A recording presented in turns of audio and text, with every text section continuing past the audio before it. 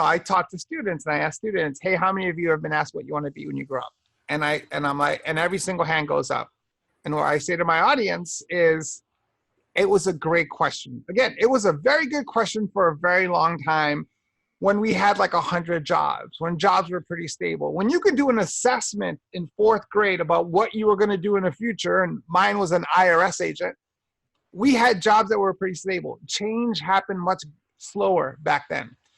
That question made sense. Now we need to come up with a new question given what we face. 65% of the jobs of the future don't exist today. Jobs are constantly shifting and changing much faster than ever before. I'm working for a company that didn't exist 20 years ago, right? So the better question is, or the new question, if you will, is what problem do you want to solve? What's the problem that spins in your head? And by the way, there's the other part to that, which is how do you want to solve that problem? How do you want to take the skills and the passions of what you have to solve that problem? Because there's 10,000 ways to solve a problem.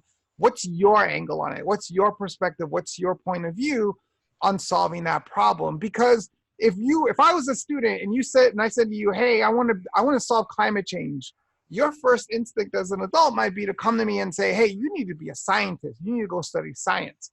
But if I'm a videographer, if I'm a film producer, if I'm someone who likes to take photographs, the way I might solve that problem is to go document climate change or to go educate other people about climate change. There's lots of ways to solve a problem. So what problem do you want to solve? How do you want to solve it? And then you can start thinking about, what do you need to learn? What are the knowledge, the skills, and the abilities you need to have to solve that problem? And how can you start building those knowledge, skills, and abilities? And I think this is where it comes in, where today you have the whole world at your fingertips, right?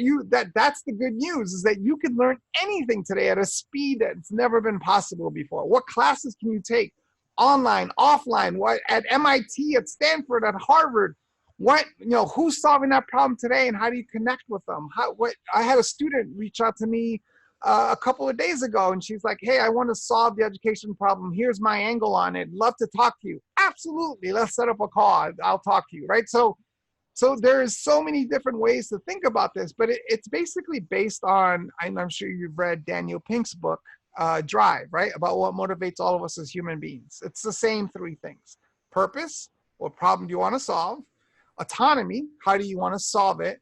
And mastery, what do you need to learn to solve that problem? That's where the whole package comes from.